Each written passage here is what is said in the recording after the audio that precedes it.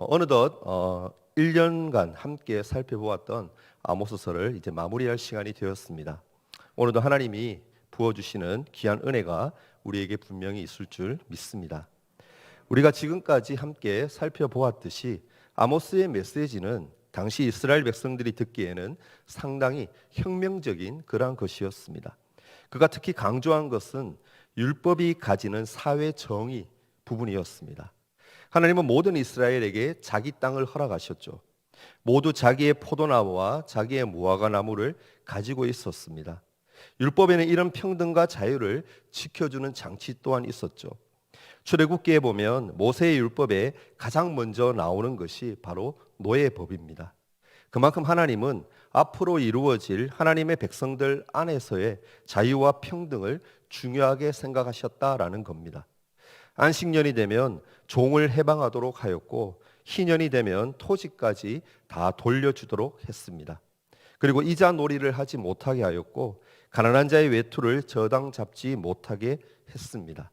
하나님이 보실 때 진정한 정의는 이러한 개인의 자유와 권리를 지켜주고 또 잃어버린 자는 그것을 다시 되찾아 주는 것, 바로 그것이었다라는 겁니다. 그럼에도 불구하고 이스라엘 백성들이 지었던 죄는 이러한 율법의 정신을 저버리고 가진 자들이 욕심을 더 부리고 영구적으로 가지려고 하는 데 있었다라는 겁니다. 이들은 자신의 땅을 더 늘리고자 포로들이 집으로 돌아오지 못하게 합니다. 그래서 하나님이 아모스를 통해서 주시는 메시지가 무엇이었습니까? 예전에 보았던 말씀인데요. 아모스 5장 24절을 보면 이렇게 기록하죠. 오직 정의를 물같이 공의를 마르지 않는 강같이 흐르게 할지니라. 아멘. 그들이 이러한 율법의 정신으로 돌아가지 않는 한 그들이 드리는 수많은 예배나 희생의 제사는 전혀 의미를 가지지 못한다는 것이죠. 그들 가운데 스스로의 잘못된 불을 다 포기하고 원래의 상태로 돌아가고자 하는 움직임이 일어나지 않는다라면 이스라엘은 하나님이 주신 이 가나안 땅의 선물을 모두 잃어버린다라는 것이 바로 아모스의 메시지였습니다. 그러나 아모스 끝부분에 가서는 다시 이스라엘에 대한 하나님의 구원을 선포하시게 됩니다. 하나님이 다윗의 무너진 장막을 다시 세우겠다라고 하신 거죠. 그리고 다시 풍성한 추수가 이루어지는 때가 오게 될 것이다 라고 합니다. 이스라엘 백성들이 포로된 곳에서 돌아오게 되고 또 하나님이 이들을 본토에 심으시는데 이제 다시는 뽑히지 않을 것이다 라고 약속하고 계십니다. 우리는 이런 식으로 심판의 말씀과 회복의 말씀이 번갈아 가면서 나올 때 이해하는 데 상당한 어려움을 겪게 됩니다. 하나님이 일단 심판의 말씀을 선언하신 후에 다시 구원의 메시지를 선포하신다라는 것은 하나님이 결코 변덕스러워서 그런 것은 아닙니다. 오히려 하나님의 신실하심 때문에 그런 거죠. 죄인된 우리를 불러주셔서 하나님의 은혜를 함께 나누시려고 하는 하나님의 계획이 이스라엘의 반항과 거역으로 결코 중단되지 않는다라는 사실을 하나님이 친히 선포하시고 있는 겁니다. 사실 우리들 같으면 정말 훌륭한 어떤 계획을 가지고 있는데 함께 일하는 사람의 그 배신으로 인해서 그 일이 물거품이 된다라면 다시는 그런 일을 그 사람과 하고 싶지 않을 겁니다. 아니, 안 할 겁니다. 그러나 하나님은 긍휼하시고 신실하심으로 그 일을 또 하신다라는 겁니다. 예를 들어 보겠습니다. 어떤 한 사람이 아주 못된 성질을 가진 고아를 양자로 입양해서 사랑을 많이 베풀어 주었습니다. 그런데 그 양자는 이 사랑을 받으면 받을수록 오히려 반대로 거부하고 반역을 했습니다. 나중에는 속이고 사기를 쳐서 엄청난 상처를 주었을 뿐만 아니라 자기의 잘못을 끝까지 인정하지 않기 때문에 더 이상 관계 회복이 불가능해집니다. 입양했던 이 사람은 결국 이 악한 자가 더 이상 자신의 아들이 될 수 없다라는 것을 깨닫고 이제 헤어지기로 결정하고 선언합니다. 여러분, 이쯤 되면 보통 사람 같으면 다시는 양자를 입양하는 일을 하지 않을 것 같은데 이 사람은 그렇지 않아요. 자신은 이 일을 계속할 것이고 그 아들을 쫓아낸 그 자리에 더 많은 아들을 이 아들보다 더 악한 자라고 할지라도 입양을 반드시 할 것이다라고 선언하고 있다라는 겁니다. 아무리 입양된 그 아들이 악하다고 할지라도 그 사람만 은혜에서 제외되는 것이지, 불쌍한 자들은 더 끌어모아서 아들로 택하는 이 일은 계속되어진다라는 것입니다. 지금 이스라엘 백성들은 마치 이 악한 양자와 같다라는 겁니다. 이들은 하나님의 말씀인 율법을 그 정신부터 변질시켜 놓았습니다. 이들은 철저하게 하나님의 은혜를 이용합니다. 차라리 애굽에서 그대로 종로를 타면서 사는 것이 훨씬 더 나을 뻔했습니다. 이제 이들은 더 이상 하나님의 백성으로 남을 수 없다라는 사실이 분명해지죠. 그러나 그 현장에서 하나님은 또 다른 하나의 구원을 선포하고 있다라는 겁니다. 그것은 하나님이 지금까지 하신 일과 같은 그 일을 계속 하시겠다라는 겁니다. 지금 눈에 보이는 이 이스라엘은 물론 끝이 나지만, 그럼에도 불구하고 나는 새 이스라엘을 불러서 이들로 하여금 하나님의 은혜와 축복을 나누는 이 일을 계속하겠다라고 선언하시고 있다라는 겁니다. 이처럼 여러분, 하나님의 은혜는요, 우리가 상상할 수 없을 정도로 엄청나게 크고 광대하다라는 것을 늘 기억하며 살아갈 수 있는 저와 여러분이 되기를 바랍니다. 이스라엘 백성들이 끝까지 하나님의 은혜를 거부하고 그 말씀에 반역했을 때 이들에 대한 하나님의 은혜는 중단될 수밖에 없었습니다. 그러나 하나님의 은혜 자체는 후회하심이 없죠. 여러분, 찬양 가사도 알고 있지 않습니까?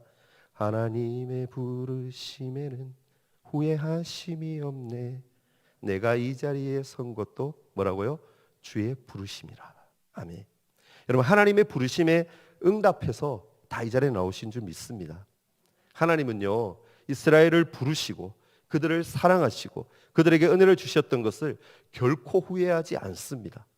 오히려 이스라엘의 그 반역과 불순종을 통해서 더 많은 사람들, 훨씬 부족한 사람들을 부르셔서 하나님의 은혜를 체험하게 만들고 하나님의 백성이 되게 하시겠다라는 겁니다. 여러분, 로널드 레이건 아시죠? 미국의 대통령이었죠. 이 대통령으로 있을 당시에 이런 일이 있었습니다. 미국의 나사가요, 유인 우주선을 발사하는데 자체 결함으로 인해서 그만 우주선이 그 자리에서 폭발해서 우주 비행사 3명이 그 자리에서 죽는 사고가 있었다라고 합니다. 거기에는 여러분, 처음으로 우주에 가는 민간인 여자 비행사도 포함되었다라고 합니다. 그때 레이건 대통령은요, 그 일이 있은 후에 국민들에게 담화를 발표하는데 이렇게 얘기를 합니다. 3명의 우주 비행사의 희생은 너무나 가슴 아프고 힘들고 어려운 일이지만, 그러함에도 미국은 이 프로그램을 계속해 나가겠다라는 겁니다. 유인 우주선 계획이 실패하여서 3명이 죽은 그 잔해 위에서 미국은 이 일을 계속해 나가겠다라는 거죠. 그들의 값진 희생을 잊지 않겠다라는 것이죠. 결국 이런 가슴 아픈 실패가 더 나은 미국의 나사를 만들게 된 것을 우리는 알고 있습니다. 어찌 보면 아모스서 끝부분에서 선언하시는 이 구원의 선포가 이것과 같다라고 보면 됩니다. 범죄한 이스라엘은 물론 망하지만 하나님의 구원 계획은 변함이 없다라는 겁니다. 이스라엘의 거역이 하나님의 구원 계획을 방해하거나 멈추게 하지 못한다라는 겁니다. 이것이 하나님의 사랑의 조건성과 무조건성입니다. 알다시피 하나님께 끝까지 거역하는 사람은요, 당연히 구원에서 제외됩니다. 하나님은 억지로 은혜를 주시는 분은 아니기 때문이죠. 결국 하나님은 그 일을 계속 하고야 마는 겁니다. 여러분, 일제시대 때 파괴되었던 여러 궁궐 가운데 가장 변화가 뚜렷했던 그런 궁궐이 있다라면 바로 창경궁입니다. 일본은요, 우리의 궁궐을 격화시키고 민족의 정신을 짓밟는다라는 이 계획으로 1909년 이곳에 동식물들과 놀이기구들을 모두 가져와서 동물원을 만들게 됩니다. 저도 예전에 한번 갔던 기억이 있네요. 그래서 명칭도 창경궁에서 창경원으로 바꾸어 버리죠. 뒤늦게나마 우리나라는 이 중요성을 깨닫고 1983년도에 창경원을 창경궁으로 복원시킵니다. 늦게라도 우리나라가 주권 국가임을 선언한 이 일은 참으로 바람직한 일인 것 같습니다. 여러분, 이처럼 옛 왕궁들을 복원하는 진짜 이유가 어디에 있습니까? 그것은 왕궁 자체가 그 나라의 뿌리를 보여주는 중요한 일이기 때문이죠. 당연히 다른 나라가 우리나라의 이런 유물들을 보면서 이 나라는 이런 전통과 뿌리를 가지고 있구나라고 이해시킬 수 있는 거죠. 또 다른 나라 사람뿐만이 아니라 우리 자손들 또한 이런 것들을 보면서 나라의 소중함을 알고 나라를 지킬 마음을 가질 수 있는 거죠. 오늘 본문의 하나님은 무엇이라고 말씀합니까? 다윗의 파괴된 이 장막을 다시 일으켜 세우겠다라고 말씀합니다. 다윗의 장막은요, 여러분, 한때 큰 위용을 자랑했던 곳이었고 수많은 사람들이 드나들었던 그러한 장소였습니다. 그런데 다윗 집안이 망하면서 부서지고 무너진 채 완전히 방치됩니다.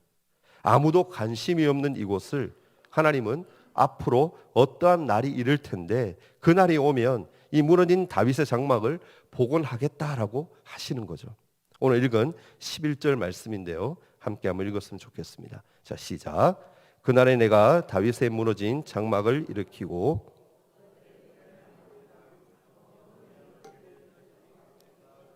세우고. 아멘. 다윗의 언약은 하나님께서 나단 선지자를 통하여서 다윗과 세웠던 언약이죠. 그 이전까지는요, 이스라엘의 왕이 없었습니다. 그러나 이제 왕을 세워서 나라를 더 안정시키는 데 있어서 하나님은 다윗의 집을 택하셨다라는 겁니다. 하나님은 다윗 집안을 통해서 영원히 이스라엘을 다스리겠다라고 약속하십니다. 그것은 실제로 하나님이 직접 영원히 다스리겠다라는 말과 같습니다. 왜냐하면 다윗 집안은 어디까지나 하나님의 왕권을 대리하는 자들에 불과하기 때문이죠. 그러나 이스라엘은 이 다윗의 언약을 일찌감치 거부합니다. 거역합니다. 이들은 다윗의 계통이 아닌 에브라임 계통의 왕을 세우게 되고 특히 말기에는 거듭되는 쿠데타로 나라가 아주 불안정하게 되죠. 여러분, 다윗의 무너진 이 장막을 일으키고 그 틈을 막는다고 해서 이스라엘을 다시 재건하겠다는 의미가 결코 아닙니다. 왜냐하면 사도행전에서 이 말씀을 신약 교회에 적용하기 있기 때문입니다. 사도행전 15장 16절에서 17절 말씀인데요. 띄워주셨죠? 한번 읽겠습니다. 시작. 이후에 내가 돌아와서 다윗의 무너진 장막을 다시 지으며 또 그 허물어진 것을 다시 지어 일으키리니 이는 그 남은 사람들과 내 이름으로 일컬음을 받는 모든 이방인들로 주를 찾게 하려 함이라 하셨으니. 아멘. 이 말씀이 선포된 당시는요, 바울과 바나바의 선교를 통해 많은 이방인들이 예수님을 믿게 된 때입니다. 그때 이 이방인들이 은혜를 받고 난 후에 생각한 것이 무엇이냐면은 율법을 지켜야 하느냐 말아야 하느냐 이 문제로 예루살렘 총회가 열렸을 때입니다. 많은 토론이 있은 후에 당시 총회장으로 있던 야고보가 바로 이 아모스 9장 11절과 12절 말씀을 읽으면서 이방인들에게 율법의 과중한 짐을 절대로 주지 말자라는 결론을 내렸던 겁니다. 따라서 다윗의 무너진 장막을 다시 세운다라는 것은 그리스도를 통하여 신약교회가 세워지는 것으로 야고보 사도와 초대교회 사도들은 그렇게 봤다라는 겁니다. 여러분, 하나님의 계획이 무엇입니까? 실제적인 다윗 계통의 왕은 하나님의 말씀을 거역함으로 그 위치를 빼앗겼지만 이스라엘을 다스리고자 하는 하나님의 뜻은 불변하신 겁니다.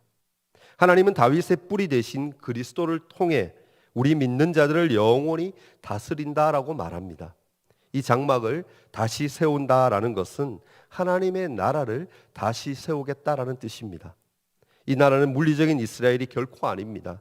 누구든지 예수 그리스도를 믿기만 하면 하나님과의 관계가 회복되는 영적인 나라를 의미하는 겁니다. 아모스가 예언하고 있는 핵심이 무엇입니까? 하나님을 거역하는 모든 나라는 결국 망하고 하나님과 그 백성의 관계가 완전히 회복되는 새 나라가 이루어진다라는 것입니다. 그럼 하나님과의 관계 회복을 꿈꾸며 날마다 믿음 안에서 살아갈 수 있는 예수 그리스도의 이름으로 간절히 바라고 축원합니다. 아멘. 12절 말씀 또 함께 읽겠습니다. 자, 시작. 그들이 에돔의 남은 자와 내 이름으로 일컫는 만국을 기업으로 얻게 하리라. 이를 행하시는 여호와의 말씀이니라. 아멘. 여기서 에돔이 나오죠. 이 에돔은요, 실제적인 에돔 족속을 말하는 것이 아닙니다. 에돔 족속은 이스라엘 백성들이 가장 싫어하던 그러한 원수였죠. 아모스 1장에도 나오죠. 에돔 족속들이 얼마나 이스라엘에 대해서 적대적인 짓을 했고 또 이스라엘 백성들도 얼마나 그 에돔 족속들을 미워했는지를 알 수 있죠. 그러나 이렇게 하나님과 하나님의 백성들에 대해 적대적인 원수들까지도 하나님은 직접적으로 부르시고 하나님 나라의 기업을 차지하게 하겠다라고 하는 겁니다. 이것을 초대교회는 하나님을 알지 못하는 모든 이방인, 그들로 보았습니다. 사실 이방인들은 하나님과 그의 백성들에 대해서 적대적인 자들이죠. 그런데 이제 그 틈을 막아서 다윗의 왕, 그들의 왕이었던 다윗을 중심으로 하나님의 백성으로 받아들이겠다라고 선언하십니다. 이것이 바로 하나님의 위대하심이며 신실하심인 거죠. 우리가 지금 예수 믿고 나니까 사실 다 잘 믿고 있는 것처럼 보이지만 얼마나 속으로는 교만했던 우리들입니까? 얼마나 마음속에 하나님과 교회에 대한 적대감을 많이 가지고 있었습니까? 여러분, 성경에서 말하는 그 대표적인 사람, 이러한 사람이 누구일까요? 사도 바울은요, 바로 자신이 그러한 사람이다라고 소개합니다. 디모데전서 1장에 보면요, 죄인 중에 괴수인 나에게 주님이 먼저 찾아오셔서 오래 참으시고 또 은혜를 주신 것은 나중에 믿는 모든 자의 본이 되게 하기 위해서라고 그렇게 고백합니다.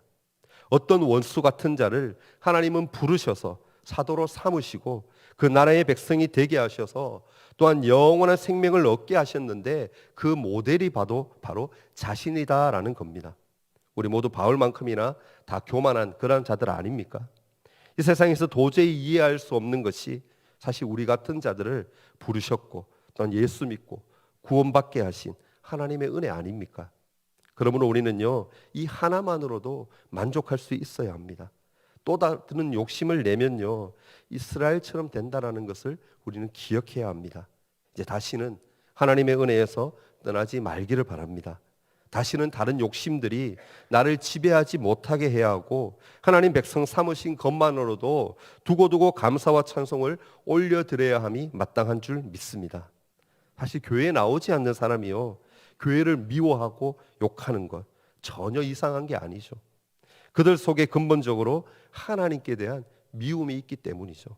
그럼에도 불구하고 하나님은 이들에게 넘치는 은혜를 계속 부어주십니다. 이것 하나만으로도 여러분 정말 감사한 일 아닙니까? 우리는 아모스의 책망에 늘 귀를 기울여야 합니다. 하나님이 우리에게 요구하시는 것은요, 이스라엘 백성들에게 요구하신 것보다 훨씬 더 근본적인 겁니다. 하나님은 어떤 일을 하느냐 하는 것보다도 그 행동의 동기를 보십니다. 여러분, 믿음으로 하지 않는 것, 그게 뭘까요? 바로 죄입니다. 즉 내 힘으로 모든 것을 해서는 안 된다라는 것이죠. 그리고 모든 일의 동기가 사랑이어야 합니다. 사랑의 정신이 빠진 봉사는요, 아무것도 아니에요. 이것을 매 순간 스스로 확인하며 살아가야 합니다. 이제는 바르게 한 일이, 어제는 바르게 한 일이 오늘은 죄가 될 수 있음을 여러분 늘 기억하면서 늘 하나님 앞에서 살아가는 우리가 되기를 바랍니다. 하나님은요, 에돔의 남은 자들까지도 기업을 얻게 하시는데 그 기업은 가나안 땅이 아니라 만국이다라고 말합니다. 모든 세계가 다 하나님의 기업이고 이것을 모두 주시겠다라는 것이죠. 여기에서 우리는 두 가지를 생각해 볼 수가 있습니다. 하나는 뭡니까? 온 세계를 우리의 실천 영역으로 주셨다라는 겁니다. 이런 입장에 있는 사람들은요, 교회와 세상을 지나치게 구별하여서 교회가 세상을 적대적으로 대하는 것을 반대합니다. 교회는 끊임없이 이 세상에 영향을 주어야 한다라는 거죠. 다른 하나는 뭡니까? 그리스도가 다시 오실 때에 이 온 세상을 믿는 자들에게 직접 주신다라는 겁니다. 저는 이 두 가지 의미가 다 있다라고 생각합니다. 교회는 이 세상을 미워하고 저주하기보다는 사랑을 실천할 수 있는 곳으로 생각해야 할 필요가 있습니다. 이런 주장을 했던 학자는요, 놀랍게도 히틀러 당시에 감옥에 갇혀 있었던 본 해퍼라는 기독학자였습니다. 그렇게 힘들고 불의한 상황 속에서도 이 사람은요, 크리스찬이 책임을 느껴야 한다라고 주장을 했습니다. 단순히 복이나 받고 자기만 잘 되려 하고 그런 값진 은혜는 다 집어치우고 이 세계의 불의에 대해서 진정으로 책임을 나눌 수 있는 그 교회가 참된 교회이며 이것이야말로 비싼 은혜다라고 주장했습니다. 여러분, 좀 멋진 말 아닙니까? 그러나 주님은요, 어떻습니까? 또 친히 오셔서 주님을 대적하던 자들을 철장으로 두들겨 부수고 그들로부터 온 나라를 빼앗아서 신자들에게 주신다라는 약속도 분명히 계시록 20장에 하고 있습니다. 따라서 이 기업의 회복은요, 이중성을 띠고 있다라는 겁니다. 아모스가 예언하는 그날은요, 복음의 시대를 의미합니다. 아모스는 그날에 임할 아주 중요한 하나님의 축복을 약속하고 있는 겁니다. 그것은 일꾼들이 쉴 틈이 없을 정도로 바빠지는 그런 축복이고, 할 일이 너무 많아서 놀고 있는 사람이 아무도 없는 그런 축복입니다. 여러분 13절과 14절 말씀인데요, 우리 연달아 함께 읽겠습니다. 자, 시작. 여호와의 말씀이니라. 보라, 날이 이를지라. 그때에 파종하는 자가 곡식 추수하는 자의 뒤를 이으며 포도를 밟는 자가 씨 뿌리는 자의 뒤를 이으며 산들은 단 포도주를 흘리며 작은 산들은 녹으리라. 내가 내 백성 이스라엘이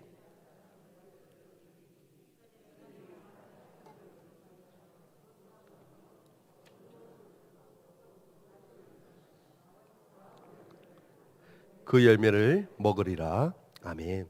여러분 이 말씀은 사실 대단한 축복의 말씀이죠. 그들은 전부 어떻습니까? 자기 성, 자기 땅을 다 회복하게 됩니다. 얼마나 풍성한지 밭을 갈자마자 곡식을 베어야 하고요, 포도를 밟자마자 또 씨를 뿌려야 한다라고 얘기합니다. 파종과 추수가 동시에 이루어지는 거죠. 우리는 이 구절을 예수님이 영적으로 보시고 인용하신 것을 찾아볼 수가 있습니다. 요한복음 4장에 보면요, 예수님이 사마리아의 수가성에서 한 사마리아 여인을 전도하시죠. 이 여인은 참으로 상처가 많은 자였습니다. 5번이나 결혼을 했지만 다 실패한 여인이었죠. 예수님이 이 여자를 전도하십니다. 이 여인은 주님과 말씀을 나누는 중에 주님이 자신의 문제를 정확하게 알고 계시고 해결하실 분이다라는 것을 발견합니다. 그리고 그는 마음의 상처를 치료받습니다. 그렇게 사람 만나기를 피하고 다녔던 이 여인이 물동이를 다 버려두고 동네에 들어가서 사람들에게 자신의 이야기를 하면서 전도하니 모든 동네 사람들이 예수님께 나옵니다. 그때 예수님이 제자들에게 이렇게 말씀하시죠. 요한복음 4장 35절과 36절 말씀인데요, 함께 읽겠습니다. 시작. 너희는 넉 달이 지나야 추수할 때가 이르겠다 하지 아니하느냐. 그러나 나는 너희에게 이르노니 너희 눈을 들어 밭을 보라. 희어져 추수하게 되었도다.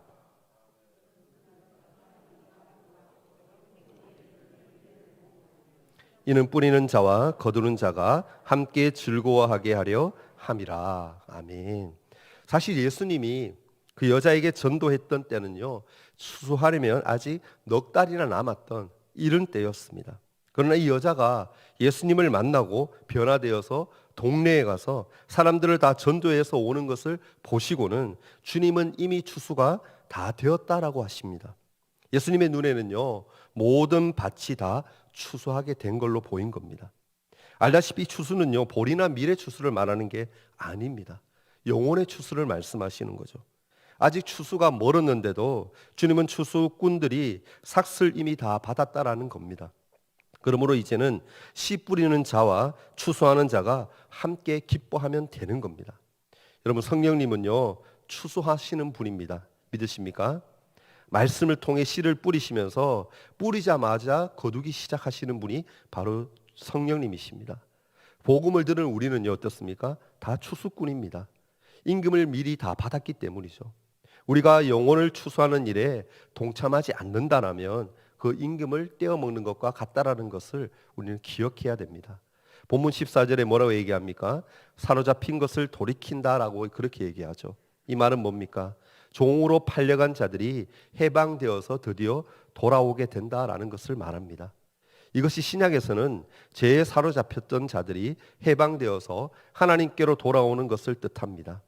우상 숭배와 모든 죄의식에 사로잡혔던 자들이 드디어 해방되어 이제는 마음껏 하나님을 섬기는 생활을 하게 되는 겁니다. 오늘 우리들에게 주시는 것은요, 가나안 땅 대신 성령이 주시는 열매 맺는 생활입니다. 밭이나 가온에 달린 열매나 그런 채소가 아니라 우리 안에 이루어지는 남을 사랑할 수 있는 능력이 풍성한 열매인 것을 말합니다. 아직 포로로 잡힌 자들은요, 남을 사랑할 줄 모릅니다. 노예와 자유인의 차이는 바로 여기에 있습니다. 오늘 우리 주위에 무엇인가에 사로잡힌 자들, 그런 자들이 얼마나 많이 있습니까? 그들은 땅만 쳐다보면서 살아갑니다. 아무도 자기 속에 받아들이려고 하지도 않죠. 스스로 사랑할 자신이 없기 때문일 겁니다. 그러나 이들도 그런 말씀을 듣는다라면, 복음을 듣는다라면 변할 수 있습니다. 우리는 복음을 들었기에 이 일을 감당해야 합니다. 다 성숙해야 이런 일을 하는 것도 아닙니다. 나는 좀 부족해도 다른 사람들이 열매 맺는 것을 충분히 도울 수 있습니다. 그 이유는 뭡니까? 이 일을 성령께서 하시기 때문이죠. 그럼 마지막으로 15절에서 무엇이라고 말씀합니까? 함께 읽을까요? 자, 시작. 내가 그들을 그들의 땅에 심으리니 그들이 내가 준 땅에서 다시 뽑히지 아니하리라. 내 하나님 여호와의 말씀이니라. 아멘. 하나님은 약속하십니다. 이제 새로운 교회 시대에 하나님의 백성이 된 자는 다시 그 축복을 빼앗기지 않는다라는 겁니다. 왜 그렇습니까? 내 안에 계신 성령께서 나를 인도하시기 때문입니다. 다시는 뽑히지 않게 되는 거죠. 그래서 이제는 뭡니까? 맡겨야 합니다. 내 생각대로 되지 않아도 좌절하지 말고 하나님이 하신다라는 것을 믿고 기다려야 합니다. 오늘 성경이 우리에게 이야기하는 것이 무엇입니까? 아모스가 예언한 그 놀라운 날, 성령의 시대에 우리가 살고 있다라는 것 아닙니까?